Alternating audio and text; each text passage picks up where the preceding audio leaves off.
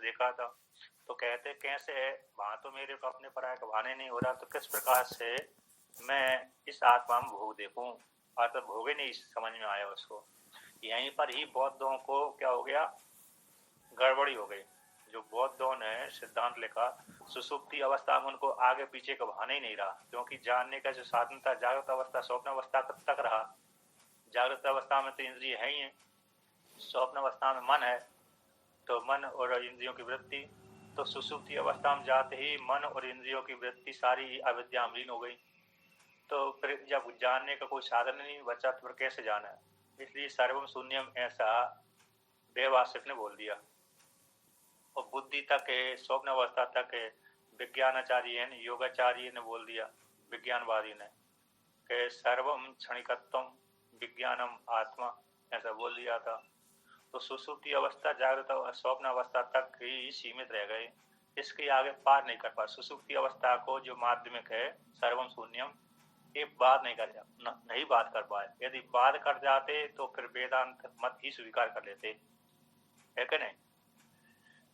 इस प्रकार से क्योंकि तो जगत शंकराचार्य जी को प्रसन्न बौद्ध कह देते हैं ना, कि थोड़ा सा काफी नजदीक तक है वेदांत नजदीक, क्योंकि उन्होंने भी जगत का वाद किया है, खंडन किया। सारे जितना भी जगत है एक कल्पना के द्वारा उत्पन्न हुआ है।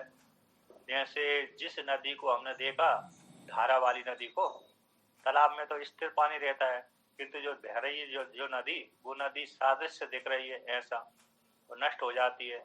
इस प्रकार से तो भ्रांति से दिखता है, भ्रांति से वही नदी दिखती है हमको, क्योंकि जिस नदी में हमने स्नान किया था धारा वाली में, तो वो धारा तो बहते बहते समुद्र में जाकर लीन हो गई। अब किंतु उसी नदी में फिर दिख रही है, ये तो हमने इसी में स्नान किया था, उस जल में हमने स्नान नहीं किया था, वो तो नया आ गया। तो भ्रांति से हमको वही दिख रहा है। तो उसी प्रकार से भ्रांति से हमने जगत को सत्य स्वीकार कर लिया, है कि नहीं। किंतु आत्मा ही सत्य और जगत मिथ्या है, ऐसा वेदांत का सिद्धांत भी है। तो उन्होंने भी जगत को मिथ्या सिद्ध किया है इस प्रकार से। लेकिन वो सुसुप्ति अवस्था स्वप्न अवस्था तक सीमित रह गए। सुसुप्ति में उनको कुछ भान हुआ नहीं, तो सर्वम शून्य बोल दिया। यदि सुसुप्ति का दृष्टा बन जाते तो सब कुछ आत्मा ही हो जाती, फिर वेदांत मत ही आ जाता, फिर उनका स्वतंत्र मत नहीं चलता, प्रक्रिया चलती, है क्या नहीं। जी जी, इस प्रकार से। तो इसमें तो इंद्र ने सुसुप्ति अवस्था में किसी को देखा ही नहीं, जाने नहीं, अपने पराया का भान नहीं रहा, भोग ही नहीं देख पाया। तो कहते पूर्व के समान प्रजापति के वाक्य को स्मरण करके जब लौट करके आया तो प्रजापति ने कह दिया, एतम आत्मानम, इस आत्मा को, तू एव ते तुभ्यम, तुम्हारे लिए उपदेश करूंगा, उसी आत्मा को उपदेश करूंगा जो जिस आत्मा का मैंने तुमको जागृत अवस्था में उपदेश किया था, या इस अक्षण पुरुषो दृश्यते, उसी को ही स्वप्न अवस्था में जो स्त्री आदियों के साथ विमान में बैठ करके महिमा का अनुभव कर रहा था, उसी आत्मा को उपदेश किया था, उसी आत्मा को अब मैं यहाँ पर उपदेश करूंगा, ऐसा कह करके तो तद यत्र एतत् सुप्ता, इस वाक्य के द्वारा उपदेश कर दिया, है ना। उस काल में, तद वह उस काल में, यत्र जिस अवस्था में, एतत् है पुरुष है, भय है, सुप्त सो जाता है, सुसुप्ति अवस्था में चला जाता है, परमात्मा के साथ एकीभूत हो जाता है।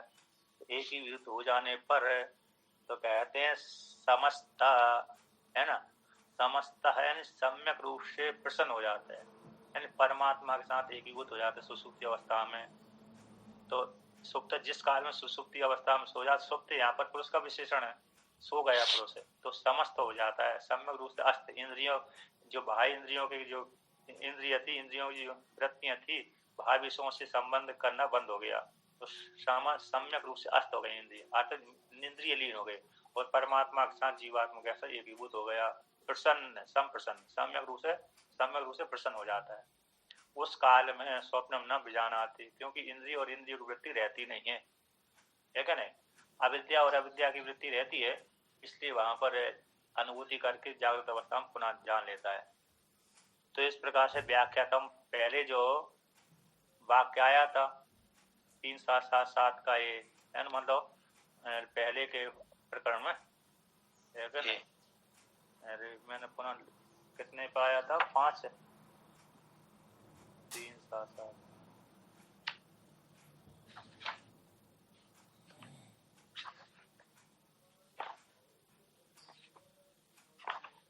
ये वाक्य आया था वा ये आत्मा हृदय छठे खंड का आठवें अध्याय के छठे खंड का तीसरा मंत्र में ये वाक्य आया था, है ना।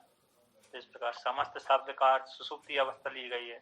प्रसन्न, उस सुसुप्ति अवस्था में समग्र रूप से प्रसन्न हो जाता है जीवात्मा। अब वो कहते हैं उस काल में स्वप्न को नहीं जानता, इसी अवस्था को ही उसने सुसुप्ति को ही आत्म रूप से स्वीकार कर लिया था।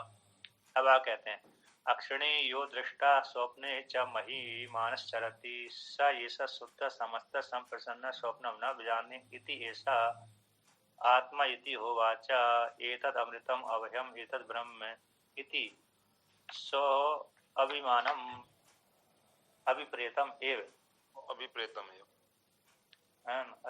है। तो कहते हैं अब कहते हैं मगवान से तत्रापि मगवान तत्रापि दोषम ददर्शा। तो ऐसा आता है कि अक्षिणी में जो प्रजापति कहते हैं कि जो अक्षी में जो दृष्टा है, अक्षी में जो दृष्टा है, अक्षी रूप आधार में जो सभी को जान रहा है, आधार में स्थित है। जागृत अवस्था में कौन रहता है? जीवात्मा दक्षिण नेत्र में रहता है। पैर से लेकर के शिका से लेकर के नख पर्यंत तक पूरे शरीर को व्याप्त करके विशेष रूप से दक्षिण नेत्र में रहता है, दक्षिण भाग में रहता है। क्योंकि जब जो कोई भी कार्य करता है व्यक्ति, स्त्री या पुरुष, तो दक्षिण भाग ही वो ज्यादा पहले प्रयोग करता है कि नहीं। कहीं भी चलेगा तो दाहिना पैर चलाएगा, कहीं भी लेगा देगा तो दाहिना हाथ ही चलाएगा, तो दाहिना अंग वो चलाएगा। इसलिए दक्षिण नेत्र में विशेष रहता है। वो पटुता भी जो कोई इशारा करता है व्यक्ति की आंखों के द्वारा, तो दक्षिण नेत्र के द्वारा इशारा करता है। इसलिए श्रुति ने कह दिया अक्षिणी यो दृष्टा, अक्षिणी है दक्षिण नेत्र में। यहाँ पर अक्षिणी में है, दोनों ले लिया, लेकिन विशेष रूप से दक्षिण नेत्र में आता है वाक्य। तो दक्षिण नेत्र में यानी अक्षिणी में जो पुरुष दृष्टा है, स्वप्न में वही पुरुष स्वप्न में महिमानव चरती अपनी महिमा का अनुभव करता है, अगर जागृत अवस्था की वासना को भोगता है। तो सब ही पुरुष है, ये सब है पुरुष सुप्ता सो जाता है तो समस्त हो जाता है। सुसुप्ति अवस्था में चला गया तो सम्यक रूप से प्रसन्न हो जाता है, जीवा तो परमात्मा के साथ एक हो जाता है। तो स्वप्न न विजानाति, स्वप्न अवस्था स्वप्न को नहीं देखता, नहीं जानता। ऐसा आत्मा है वो वाचा इस प्रकार से प्रजापति ने उपदेश कर दिया। वह आत्मा कैसी है? अमृत है, अवय है, ब्रह्म है, स्व अभिप्रेतम। ये प्रजापति के लिए अभिप्रेत है, ऐसा अभिप्रेत, और इंद्र के लिए अभिप्रेत है, लेकिन प्रजापति को जो अभिप्रेत आत्मा यही है। अतः तीनों अवस्था में एक ही आत्मा है ना। वो तीनों अवस्था को बात करके तुरीय भी यही है। अवस्था का बात कर दिया तो तुरीय हो गया, जब अवस्था का बात नहीं किया तो फिर इस उपाधि वाली हो गई। ऐसे 3 कमरे बना लिए घर में, रसोई घर में चला गया रसोईया हो गया, अरे अध्यापक वाले कमरे में चला गया तो अध्यापक हो गया, और अन्य मंत्रणा वाले कमरे में चला गया तो मंत्री बन गया। तो 3 कमरे में 3 उपाधि नाम पड़ गए उसके, है ना। उसी प्रकार से जागृत अवस्था वाला विराट, स्वप्न अवस्था वाला तेजस, से सुसुप्ति अवस्था वाला प्राज्ञ हो गया। लेकिन विश्व तेजस प्राज्ञ। अब कहते हैं ऐसा अद्वैत आत्मा को उपदेश कर दिया। तो भगवान से यानी भगवान तत्रापि दोषम ददर्शा, भगवान ने इंद्र देवता ने वहां पर भी सुसुप्ति अवस्था में भी दोषम ददर्शा, दोष को देखा था। तो खत्म किस प्रकार से इंद्र देवता ने दोष को देखा? सुसुप्ति अवस्था रूप ज्ञान में भी दोष को देखा। तो यहाँ पर कहते हैं तत्रापि सुसुप्त दर्शन अपि टीकाकार कहता है तत्रापि, वहां पर भी सुसुप्ति दर्शन है, सुसुप्ति दर्शन में भी दोष को देखा। तत्रापि शब्द का अर्थ कर दिया सुसुप्त दर्शन में। तो उस दोष को ही प्रश्न के द्वारा व्याख्यान करते स्फुरयति कहते नैव सुसुप्त है, सुसुप्त हो अपि आत्मा खलु अयम संप्रति सम्यक इदानीं च आत्मानं जानाति न एवं जानाति। कहते हैं नैव, हा जो शब्द आया है ये वर्तों का नहीं सुसुप्त है, सुसुप्ति में स्थित हो गया सुसुप्त, सुसुप्ति में जो स्थित रहता है, सुसुप्ति अवस्थायाम स्थिता यदि सुसुप्त, तो सुसुप्ति अवस्था में जो स्थित रहता है वो आत्मा खलु अयम है, जो आत्मा संप्रति वर्तमान काल में सम्यक इदानी, सम्यक रूप से इदानी वर्तमान काल में, आत्मानम न जानाति, उस आत्मा को जो सुसुप्ति अवस्था में स्थित आत्मा है, उस आत्मा को तो मैं जान ही नहीं रहा हूँ, न एवं जानाति, है ना। तो ना का अन्वय पीछे से हो जाएगा, इसलिए न एवं जानाति ऐसा वाक्य हो गया। तो सुसुप्ति अवस्था में स्थित जो आत्मा है, साक्षी, सुसुप्ति अवस्था का साक्षी, उस साक्षी रूप आत्मा को तो मैं जान ही नहीं रहा। तो कथम किस प्रकार से नहीं जान रहा हूँ, है ना। तो और क्या क्या नहीं जान रहा हूँ, इस प्रकार से स्वयं को तो जान नहीं रहा। तो टीकाकार कहते हैं स्वात्मानम न जानाति तो उक्तम एव आकांक्षा द्वारा अभिनयति, कि आत्मा को तो नहीं जान रहा, अपने आप को नहीं जान रहा, पराय को नहीं जान रहा। तो पेज प्रकार से यहाँ पेज नंबर है 440, 400 यार कौन सी लाइन है? अरे आनंद गिरी टीका की प्रथम ही है, पहली पंक्ति 15, 16, 17, 18 कहते हैं तो आत्मा को नहीं जान रहा। सुसुप्ति के रहस्य को तो स्वामी जी खूब विस्तार से समझा दीजिए, ये बहुत काम का है। क्या सुसुप्ति का रहस्य जो है, सुसुप्ति के बारे में इसको जितना विस्तार से आप कह सकें कहिएगा। सुसुप्ति अवस्था एक अवस्था विशेष है, संज्ञा विशेष है, नाम विशेष है।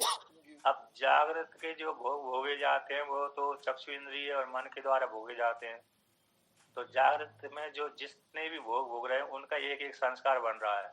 जैसे अरे हमने किसी कैमरा के द्वारा फोटो खींच लिया, तो फोटो का जो रील है उस रील में हमारा चित्र छप जाता है ना। तो वही संस्कार कहलाते हैं। इसमें जैसे उसमें फोटो हो गया, इसमें संस्कार। अब वही संस्कारों को सुसुप्ति स्वप्न अवस्था में भोग भोगता है। कभी इस जन्म के वो संस्कारों को भोगता है, कभी उस जन्म के, भूतकाल के। भविष्य काल के तो आए नहीं है ना। भविष्य काल में भोगेगा, नए नए देखेगा तो उसको भोगेगा, लेकिन भूतकाल के भोगों को भोगता है और वर्तमान काल के भोगों को स्वप्न अवस्था में भोगता है। और सुसुप्ति अवस्था में जाता है तो ये भोग है, ये संस्कार सारे दब जाते हैं, प्राण में लीन हो जाते हैं, अविद्या में लीन हो जाते हैं। तो वहां पर तो जीवात्मा परमात्मा के साथ एकीभूत हो जाता है सुसुप्ति अवस्था में। और सुसुप्ति अवस्था का अभिमानी देवता कौन है? प्राग समष्टि में ईश्वर हो गया, व्यष्टि में प्राग हो गया, है ना। उसको सबल ब्रह्म भी कहते हैं, कारण ब्रह्म भी कहते हैं। सबल ब्रह्म, कारण ब्रह्म, ईश्वर, माया सम्मिलित ईश्वर, उसका अभिमानी देवता है। वही अभिमानी देवता संपूर्ण जगत का सृजन करता है। ऐसा जो ईश्वर रूप प्राग है, तो सुसुप्ति अवस्था में जाकर के प्राण में लीन हुई, सारी वृत्तियां प्राण में लीन हो गई, अविद्या में लीन हो गई। अब वहां पर जाकर के जीवात्मा परमात्मा जो निर्विशेष परमात्मा है उसके साथ एकीभूत हो जाती है, जिसको पंचदशी में कूटस्थ भी कहते हैं, है क्या नहीं। तो कूटस्थ रूप परमात्मा के साथ एकीभूत हो जाता है, तो आनंद का उपभोग करता है वहां पर। उस काल में अपने पराय का, जब जैसे मधुमक्खी, जैसे मक्खी है ना, मक्खी को देखा होगा, तो जब गुड़ बहुत गीला हो जाता है तो मक्खी चेट जाती है, उसमें गुड़ के ऊपर खाने के लिए जाती है, तो उसको गुड़ को जैसे पान करने लगती है चिपक जाती है, तो उस खाते खाते ऐसी तल्लीन हो जाती है तो अपने पराय का उसको भान नहीं रहता, है क्या नहीं। और निकल भी नहीं पाती, एक तो चिपक जाती है, दूसरी ओर भाने नहीं रहता। उसी प्रकार सुसुप्ति अवस्था में जीवात्मा आनंद का भोग भोगते भोगते भोगते इतना तल्लीन हो जाता है कि अपने पराय का भान नहीं रहता है। और जानने का कोई साधन भी नहीं है वहां पर। जानने के जो साधन थे, इंद्रिय थी, वो तो स्वप्न अवस्था में ही रह जाती है, जागृत अवस्था में रह जाती है, स्वप्न अवस्था में रह जाती हैं। इसलिए जानने का वहां पर साधन नहीं है, इसलिए आनंद का ही उपभोग करता है वहां पर।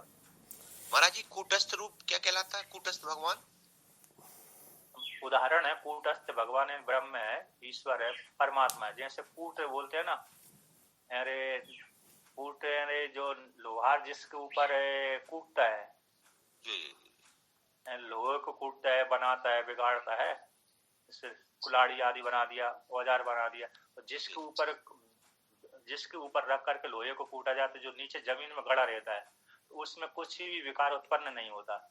हजारों लाखों प्रकार के अस्त्र शस्त्र उसके ऊपर बना दिए जाते हैं, लेकिन उस कूट का कुछ बनता बिगड़ता नहीं है। उसी प्रकार से परमात्मा रूप जो ब्रह्म है, जीव का जो स्वरूप है, वो कूट के समान है। तो कूट के समान उसका कुछ ना बनना है न बिगड़ना है। तो जो बनना बिगड़ना होता है वो उपाधि को लेकर होता है। जैसे कच्चा लोहा बनता भी है बिगड़ता भी है कि नहीं। लेकिन नीचे का जो पक्का लोहा था, कूट है जिसको कूट बोलते हैं, उसका ना बनना होता है ना बिगड़ता, एक जैसा रहता है। कितनी बार जन्म से लेकर उसके पिता महा आदियों ने भी उसी कूट के ऊपर रह करके अस्त्र शस्त्र बनाए, वो भी बनाया, उसकी बच्ची बनाते रहते हैं, किंतु उसका बनना और बिगड़ना कुछ भी नहीं हुआ। यही परमात्मा रूप आत्मा का है, तो कूटस्थ के समान स्थित रहता है। अतः जीवात्मा परमात्मा के साथ एक ही भूत हो जाता है और उपाधि में अकेले बनना और बिगड़ना होता है। तो सुषुप्ति अवस्था में उसी कूटस्थ रूप परमात्मा के साथ एक ही भूत हो जाता है। कूटस्थ कहते हैं संग, ब्रह्म हो गया, ईश्वर हो गया, ये पर्यायवाची नाम होते हैं उसके, है कि नहीं। तो सुषुप्ति अवस्था में जीवात्मा परमात्मा के साथ एक ही भूत हो जाता है, किंतु वहां पर अविद्या की वृत्ति रहती है। इसी अविद्या की वृत्ति होने के कारण छोटा पर्दा, जैसे महिलाएं पहनती ना, चुनरियां पहनती है लड़कियां, चुनरी महिलाएं आदि, तो पतला जैसे कपड़ा होता है, एक आर पार दिख जाता है मुख आदि चेहरा। तो कहते हैं इसी प्रकार से एक अविद्या की एक पर्दा बना रहता है। इस पर्दा के कारण ही जीवात्मा अपने मूल स्वरूप को नहीं जान पाता कि मैं ब्रह्म के साथ एकीभूत हुआ हूँ। यद्यपि आनंद का भोग भोगता है, मैं ब्रह्म ही हूँ, इस प्रकार से नहीं जान पाता। वो अविद्या उसको थोड़ा ढाक कर रखती है, स्वरूप को ढाक कर रख देती है। जागृत में चिंतन करता है तो हो जाता है, स्वप्न में तो चिंतन नहीं बनता, जागृत अवस्था में चिंतन बनता है। भाई इस प्रकार से जागृत और स्वप्न सुषुप्ति को बात करके निर्विशेष में लीन हो जाता है। ज्ञान जो भी होगा जागृत अवस्था में होगा, जो भी कोई पुरुषार्थ करेगा जागृत अवस्था में। स्वप्न अवस्था में कभी कभी देवता अरे कृपा कर देते हैं, योगी कृपा कर देते हैं, तो बात अलग है, वो कृपा का है ना। कोई स्वप्न ऐसा देखा, उसने देवताओं ने कृपा कर दी, मंत्र दे दिया, उपदेश कर दिया, सुना होगा आपने योगियों की कहानियों में। तो वो उसमें चलता है। ये सुसुप्ति की जो 3 वृत्तियां होती हैं, अज्ञानाकार और मोहाकार, एक और बताई थी आपने, वो अज्ञानाकार, स्वरूपाकार, शोकाकार, है ना। अज्ञानाकार, स्वरूपाकार, शोकाकार। सुख स्वरूप, अज्ञान स्वरूप, आनंद स्वरूप, इस नाम से पंचदशी में विवरणाचार्य ने उद्धृत किया है पंचपादिका में। तो उसी को पंचपादिका की वृत्तियों को वहां पर पंचदशी में उद्धृत किया है। पंचपादिका नाम का ग्रंथ है, ब्रह्म सूत्र के ऊपर टीका है, पद्म पदाचार्य ने लिखी हुई है। और 5 ही सूत्रों पर है, पूरे ब्रह्म सूत्र पर था, लेकिन वो गड़बड़ हो गई उनके अरे मामा को लेकर के। हाँ वो याद, शंकराचार्य जी का मैंने 5 सुना था, तो उन्होंने याद करके बता दिया था वही। हाँ वही प्रकरण बता दिए थे, तो इसलिए पंचपादिका। बड़ा ज्यादा बड़ा भी होता तो परेशान हो जाते पढ़ने वाले विद्यार्थी, इसलिए ठीक ही रहा है क्या नहीं। 5 सूत्र है 5 सूत्र के ऊपर इतना मोटा ग्रंथ हो गया। टीका के ऊपर टीका है, वहां पर ब्रह्म सूत्र के ऊपर तो पंचपादिका है, उस पंचपादिका के ऊपर विवरण है, विवरण को खोलने के लिए पुनः दूसरी टीका है। अब एक के खोलने के लिए 4 टीका है, टीका खोलने के लिए दूसरी टीका है। तो जब इतनी कठिन वो है, तो इसलिए जब पूरा होता ब्रह्म सूत्र के ऊपर वो टीका, तो भयंकर हो जाती है, तो हो सकता पढ़े ही ना विद्यार्थी। तो चलिए, न्याय को लेकर के उसमें थोड़ा तर्क संग्रह अधिक अच्छी होनी चाहिए, तर्क है ना, न्याय दर्शन। इसका कोई मतलब नहीं निकलता है, जहाँ एक के सिद्ध करते रहो तो वो उसमें तो केवल दिमागी कसरत है, वो ज्यादा हो जाता है, पुष्ट हो जाता है, सारे वादियों के मत को खंडन हो जाता है, पुष्ट हो जाते हैं, इतना अकेला है, और बाकी तो आत्मा का चिंतन करने से हो ही जाता है। तो देखिए यहाँ पर कहते हैं, तो अपने को नहीं जानता, इस सुषुप्ति अवस्था में अपने को नहीं जानता, पराय को नहीं जानता। खत्म किस प्रकार से, तो हम अस्मि इति नो एव ईमानि भूतानि च, यह मैं हूँ, ये जो भूत है, मेरी माता है, पिता है, भाई बंधु हैं, मित्र गण आदि है, भूत हैं, ये भी नहीं जानता, अपने को भी नहीं जानता और अपने भूतों के संबंधी आदि को भी नहीं जानता। तो उदाहरण देते हैं, यथा जागृति स्वप्ने वा, जैसे जागृत अवस्था में जानता है मैं ये मेरा शरीर है, ये मेरी माता पिता भाई बंधु आदि है। स्वप्न अवस्था में जानता है कि ये मैं हूँ, मेरा शरीर है, ये मेरे भोग पदार्थ है कि नहीं। अपने भाई बंधु को देख लेता है तो वहां भी जानता है। स्वप्न तो केवल जागृत का रिफ्लेक्शन ही मात्र है उसका, जैसा जागृत में होता है उसका रिफ्लेक्शन। हाँ, स्वप्न अवस्था में उसी प्रकार से संस्कार जागृत हो जाते हैं। कभी कभी पूर्व जन्म के संस्कार जागृत हो जाते हैं, तो जागृत स्वप्न में उस प्रकार से। तो जागृत स्वप्न में अपने पराय का भान रहता है ना, इतना है। तो सुषुप्ति अवस्था में अपने पराय का कुछ भी भान नहीं रहता।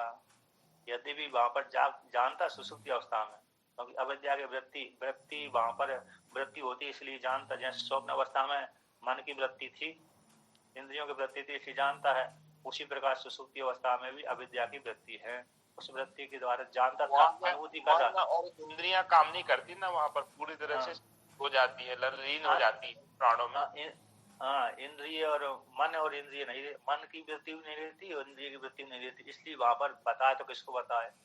और जैसे दूसरा उदाहरण के, जैसे मुंबई की लोकल ट्रेन में जैसे ठस भरा जाते हैं तो आगे पीछे देखने को समय नहीं मिलता है कि नहीं। तो दोनों उसी प्रकार से सुषुप्ति अवस्था में ऐसे ही ठस भरा जाते हैं, तो अपने पराये का बहाने नहीं देता, पीछे मुड़ करके नहीं देखता।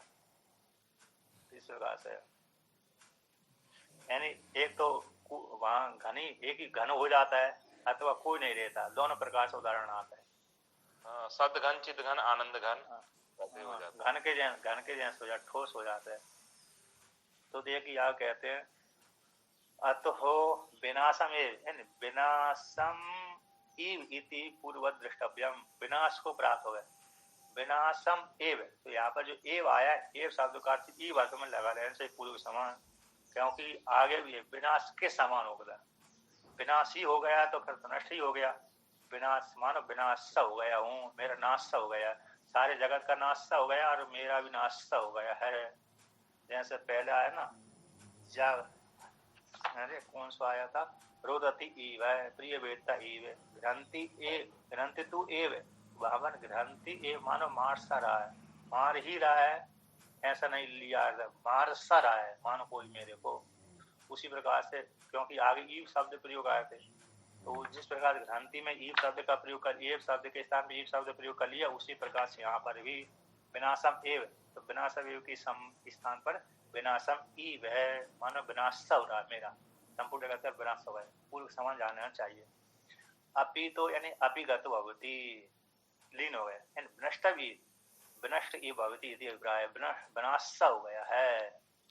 अपी उपसर्ग धातु से अपिगत बनता है, तो ले हो जाना, अर्थात विनष्ट ईव, उसका अर्थ कर दिया विनाश हो गया। दूसरे अर्थ में जब प्रयोग करेंगे तो ले हो गया, यहाँ से सुषुप्ति अवस्था में सबका ले हो जाता है। अब कहते हैं ज्ञाने ही सती ज्ञातु सद्भाव अवगम्यते ना सती ज्ञाने, कि ज्ञान के हो जाने पर ज्ञाता के सद्भाव की प्राप्ति हो जाती है। ज्ञाता के सद्भाव की प्राप्ति कब होती है, जब ज्ञान होता है ना। और ज्ञाता के सद्भाव की प्राप्ति उस काल में नहीं होती जब ज्ञान न होने पर, ज्ञान के न होने पर ज्ञाता के सद्भाव को नहीं जाना जाता है। मैं जान रहा हूँ, खा रहा हूँ, पी रहा हूँ, तो अपने को भान होता है कि मैं खाने वाला हूँ, देवदत्त हूँ, है ना, यज्ञदत्त हूँ। जब ज्ञान नहीं हो रहा तो यहाँ पर कोई वस्तु है देख ही नहीं रहा। जैसे चक्षु इंद्रिय का मालूम कब पड़ता है, जब रूप को प्रकाशन करती है। यदि जिसने रूप का प्रकाशन किया नहीं तो चक्षु इंद्रिय का सद्भाव में कोई गारंटी नहीं है क्या नहीं, चक्षु है कि नहीं है। अंधेरे में जैसे अंधेरे में रहते हैं तो उसमें आँख की जरूरत नहीं, दिखाई देते। हाँ, अंधेरे में जैसे हो गया तो चक्षु का वो अस्तित्व ही नहीं मालूम पड़ता, तो चक्षु का तभी अस्तित्व मालूम पड़ता है कि जब उसको रूप दिख रहा है। उसी प्रकार से ज्ञान हो जाने पर ज्ञाता का सद्भाव जाना जाता है, और ज्ञान न होने पर ज्ञाता का सद्भाव भी मालूम नहीं पड़ता। इस प्रकार से तो कहते नहा चा सुसुप्तस्य ज्ञानम दृश्यते, और कहते सुसुप्ति अवस्था में ज्ञान तो देखा नहीं जाता है, अपने पराय का भान हो ही नहीं रहा। जब अपने पराय का मतलब वृत्ति नहीं है तो किस प्रकार से ज्ञान हो। तो सुसुप्ति अवस्था में ज्ञान ना देखे जाने कारण अतः इसी से नष्ट ई अभिप्राय, मानो विनाश हो गया, क्योंकि ज्ञाता के सद्भाव का मालूम नहीं हो रहा। ना तो विनाशम एव आत्मन हो मन्यते, किंतु इंद्रिय ऐसा नहीं मानते कि आत्मा का विनाश हो गया। ना तो विनाशम एव आत्मनो मन्यते, पूर्व पक्षी कहता है कि इंद्र देवता विनाश ही स्वीकार कर लेना चाहिए इंद्र देवता को ना। इंद्र देवता का ये अभिप्राय नहीं है कि आत्मा का विनाश ही हो रहा है, ऐसा अभिप्राय नहीं है। तो इंद्र देवता ऐसा नहीं मानते, आत्मा के विनाश ही हो गए ऐसा इंद्र देवता नहीं मानते। क्यों नहीं मानते? क्योंकि प्रजापति ने आगे ऐसा बोला है, और क्या बोला है कि अमृत है अभय वचनस्य प्रामाण्यम इच्छन। क्योंकि प्रजापति ने बोला था कि अमृत है, आत्मा अभय है, ब्रह्म है, इस प्रकार के वचन का प्रामाण्य को स्वीकार करता हुआ इंद्र देवता अपनी आत्मा को विनाश ही हो गया इस प्रकार से नहीं। तो आने के पहले ही उसने सुन कर रखा था, मतलब यही तो सबसे पहले सुना था ये। हाँ, यही सुना था, आत्मा आचार्य अमृत है, सारे लोगों की कामना फल की प्राप्ति हो जाती है, इस प्रकार से आप काम हो जाता है। तो प्रजापति के जो कहते हैं वचनस्य, तो अमृत अभय वचनस्य, इस वाक्य का अर्थ किया वचनस्य प्रजापति वचनस्य, अभिनव नारायण सरस्वती में 27 पंक्ति। तो प्रजापति के वचन को, कौन सा वचन था? अमृत अभय वचन का प्रामाण रूप से इच्छन करता हुआ, जानता हुआ कि प्रजापति झूठ नहीं बोलते है कि नहीं। तो इस प्रकार से उनके वाक्य को प्रमाण रूप से स्वीकार करता हुआ अपनी आत्मा को मरा हुआ ऐसा नहीं मान, मरा हुआ ही आत्मा ही नष्ट हो गई ऐसा नहीं मानता, मानो विनाशी हो गई है, मेरा विनाश हो गया ऐसा मानता है इस प्रकार।